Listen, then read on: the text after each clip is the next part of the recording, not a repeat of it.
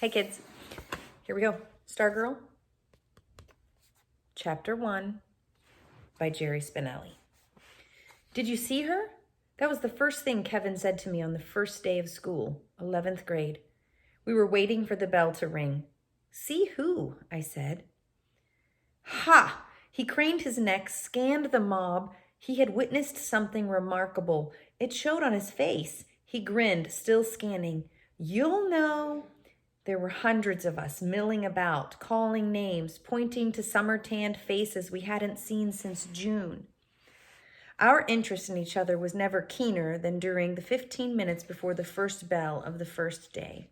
I punched his arm. Who? The bell rang. We poured inside. I heard it again in homeroom, a whispered voice behind me as we said the Pledge of Allegiance. Do you see her? I heard it in the hallways. I heard it in English and geometry. Did you see her? Who could it be? A new student? A spectacular blonde from California? Or from back east where many of us came from? Or one of those summer makeovers, someone who leaves in June looking like a little girl and returns in September as a full-bodied woman, a 10-week miracle.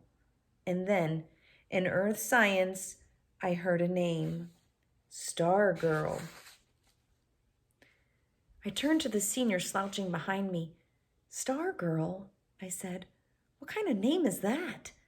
That's it. Stargirl Caraway. She said it in homeroom. Stargirl? Yeah. And then I saw her. At lunch. She wore an off-white dress so long it covered her shoes. It had ruffles around the neck and cuffs, and it looked like it could have been her great-grandmother's wedding gown. Her hair was the color of sand. It fell to her shoulders. Something was strapped across her back, but it wasn't a book bag. At first I thought it was a miniature guitar. I found out later it was a ukulele. She didn't carry a lunch tray. She didn't carry a large canvas bag with a life-sized sunflower painted on it. The lunchroom was dead silent as she walked by. She stopped at an empty table, laid down her bag, slung the instrument strap over her chair, and sat down. She pulled a sandwich from the bag and started to eat. Half of the lunchroom kept staring. Half started buzzing. Kevin was grinning. What'd I tell you? I nodded. She's in 10th grade, he said. I hear she's been homeschooled, till now. Maybe that explains it, I said. Her back was to us, so I couldn't see her face. No one sat with her, but at the tables next to hers, kids were cramming two to a seat. She didn't seem to notice. She seemed marooned in a sea of staring, buzzing faces. Kevin was grinning again. You thinking what I'm thinking, he said. I grinned back. I nodded. Hot Seat. Hot Seat was our in-school TV show. We had started it the year before. I was a producer-director. Kevin was the on-camera host. Each month, he interviewed a student. So far, most of them had been honor student types, athletes, model citizens, noteworthy in unusual ways, but not especially interesting. Suddenly, Kevin's eyes boggled. The girl was picking up her ukulele, and now she was strumming it. And now she was singing, strumming away, bobbing her head, shoulder singing. I'm looking over a four-leaf clover that I overlooked before. Stone silence all around. Then came the sound of a single person clapping. I looked. It was the lunch line cashier.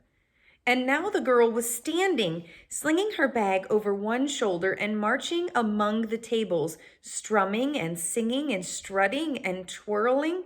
Heads swung, eyes followed her, mouths hung open.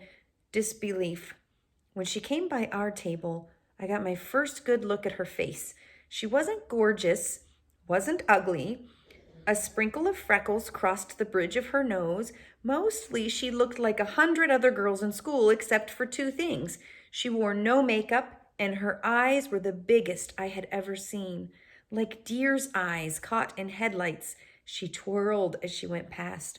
Her flaring skirt brushed my pant leg, and then she marched out of the lunchroom. From among the tables came 3 slow claps. Someone whistled. Someone yelped. Kevin and I gawked at each other. Kevin held up his hands and framed a marquee in the air. Hot seat. Coming attraction? Star Girl. I slapped the table. Yes! We slammed hands.